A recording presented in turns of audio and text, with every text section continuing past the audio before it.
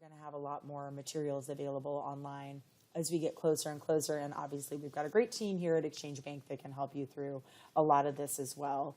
So we want to be available for you, and we want you to be ready. So user management.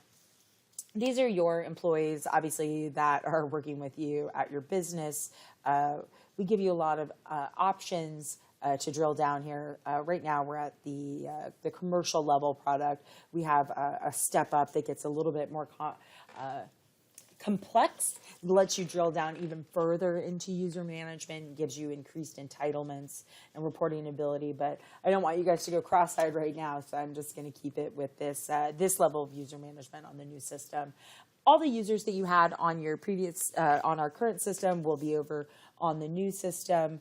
And they'll each have to go through that same login process that we went through at the beginning of this webinar. And again, we're happy to help you guys through everything here. Make sure, if this is Courtney's email on file, when she goes to log in that first time, she can get a secure access code delivered to the email that we have here for her. So what I'm going to do right now is just walk you through adding a new user. That'll give you a little bit more visibility into the process. So let's say you've got a new summer intern starting. We'll use that example. I'm going to go ahead and say, Jacob. Jacob's starting with us here this summer. He's got a college internship, and he's just going to be here for a little while. I want to give him some exposure, maybe some busy work, maybe a little bit of research here on the system. So we'll get into that a little bit more later, but I'm going to put some basic information in here. Remember, we want this phone number in here. So again, when he goes to log on to the system, he has that as a way to receive that secure access code. We've got Jacob, and again, you can see over here at the right, it's letting me know in red that my username that I've chosen for Jacob is not long enough. We do have an 8-character limit for how long this can be, so we're going to go ahead and make this a little bit bigger. And this password here, don't stress too much about it because they're going to be prompted to change it on their first login. So you can do password 123, or the office dog's name always works too. Again, it needs to follow the rules, but they're going to be prompted to change it as soon as they log in. So there's never going to be a situation where we're going to have you go in here and set a login for somebody, and then you can log in without changing. It's not quite a good check and balance there. So, all right, now we've got Jacob saved. We have a new user. At this point in time, Jacob can log in and, well, not quite yet. So this next screen here that we're taking to, we are going to, okay, so now Jacob, we've been dropped into the user policy for Jacob. This is the overview screen. So basically, these are all the transactions that your company is allowed to do through online banking. This is an overview screen. It's just a nice one and done, one at a glance way to see what the approval limits are. And again, check up here. We're creating a user policy for Jacob, and he's inherited these limits from what your company, what your customer, your business account is allowed to do, and what's been set for you by Exchange Bank. Now, as we said, Jacob's just here on a summer college internship. Do we really want to allow him to collect up to $3 million in ACH 200 times throughout the month? Probably not. So what we're going to do is we're going to click on here, and we're going to look a little bit deeper at ACH collection and decide what can he do. You know what? We don't. At the end of the day, I'm just going to turn that off for Jacob. When he logs in, I don't even want him to have the option to see or interact with ACH collection, right? So I'm going to go back out here to the overview screen. I'm going to show you a couple different ways you can move around in here. And now you can see ACH collection isn't even something Jacob can do. And why that's helpful is because now let's say one of your users is having a hard time doing something. You're just going to go to users, overview, and you can do a real quick glance. And if you don't even see ACH collection there, it's probably because you may have turned it off for them, right?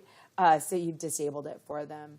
I'm going to give you another example of kind of how we can customize that a little bit more for each of your users. So I had clicked on ACH pass-through, That's a little complicated of an example, but we'll go through it. So right now, Jacob can draft, he can approve, and he can cancel. You know, we don't want him to cancel. We don't want him to approve, but maybe we want to give him some experience. Maybe he's working with the third-party system you have in the office that creates an ACH file. So we're going to let him draft those transactions. And again, we're still right here with ACH pass-through. And again, this gives you a lot of granularity and ability to control what your employees are doing, which is really nice for you. Your employees may not appreciate it, but that's all right. So, okay, so again, we're here at ACH pass-through. He's got a pretty high limit. Maybe we should bring that. This is letting you know what he's able to do. You know, I'm okay with that. Let's maybe 500 seems okay. Maybe we're going to let him just that. I think that works for him. Let's move down here to, so that's per transaction. We're going to let him do transactions up to $500. Do you think he's going to do that many in a day? I don't think so. So maybe we'll let him do, you know, up to 3, you know, maxing out at that. Again, this is saving real time as you're doing this. Per month, I don't really want this kid to go much above 2,000.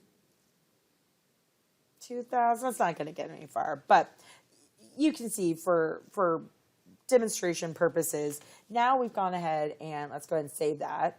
Always save, even though that piece was real time. And then we're going to go back and take a look at what, there's that green screen we like. So again, that was just saving that right here for this ACH pass-through. I'm going to change one more. This is just going to show you this as you have a different way to go out here. You don't have to go all the way back out to that overview screen, which is where we were. And again, there's ACH collection. If you disabled it and you need to re-enable it, just click it there. And the way we kind of hit it there is because it makes this overview screen a little bit more accurate. So if you've disabled it and you're just taking a quick glance, oh, he doesn't have it, that's why. If you drill into one of these, you can say, oh, here's ACH collection. I'm going to go ahead and enable it. Now I'm going to move over to this features tab. This is where you can, again, say, what do I want Jacob to be able to do once he's logged in? This has a little bit more to do, obviously, with transactions that they could be doing in the system. Features, what's he going to have access to? Do you want him to manage templates? If you click on there, that means he's able to do it. Do you want him to be able to manage recipients? Sure. Can view all recipients? Sure. Maybe you don't want them to know who you're paying. Go ahead and deselect that option there. Manage templates, undo that. Again, maybe you have somebody at your business that's constantly updating membership information.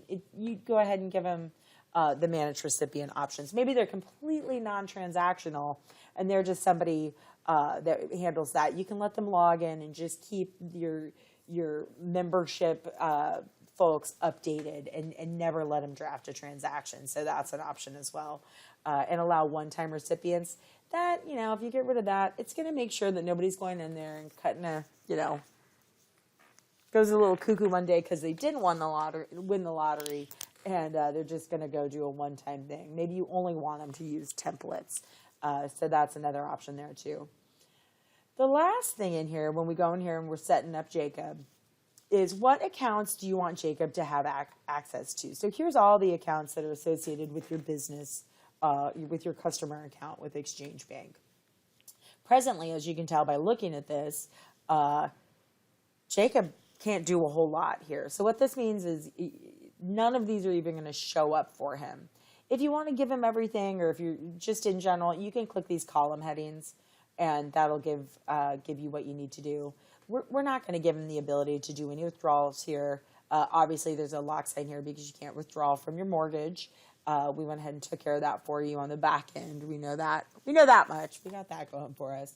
And maybe he can only deposit to a couple of accounts. If you want to just do it from this direction, that lets you do it a little bit more individually. And again, we're going to let him see all the accounts. He can deposit to some of them, and he can withdraw from none of them. I'm going to go ahead and save that. I should get my policy change screen here in a second. Great. Okay, so Now Jacob's ready to roll. So this is going to give you an overview of what he can do. The ACH collection we went through at a granular level. You can also do everything from out here. So you can drill down by the transaction type, or you can just use this overview screen to control some of this as well. When you want to get into the amounts, that's when you're going to want to open up these specifics. And this last column over here, do you want him to even be able to see that option? Do you want him to see transactions related to that? Maybe you've got some sensitive type transactions and you really don't want one of your employees or some of your employees to even be able to view them. You have a few options here. So, and again, this is specific to Jacob. You can say he can view all the transactions that are out there that are ACH collections. He can only view the ones he's scheduled, or I don't want him to see any of them. Excuse me. That's where you're going to make those modifications. And again, it might seem like a lot of steps, but it gives you a lot of ability to really customize how much control you're giving to your users. And ideally, or the best part, not ideally what you are doing with this is starting to delegate some of this functionality to your employees. Again, we give you that ability to draft transactions and make sure that you're the one approving it. And again, this is actually, let me go back out here. That's one of those ones I can't, hit on much, so or stress enough. When you go in, so you've drilled into payroll. Do you want Jacob? Jacob can draft payroll, but he can't approve it. That gives you that extra safety step. People can draft transactions all day, but until you approve it or until somebody that has the ability to approve it goes in there and takes care of it, nobody can do any damage.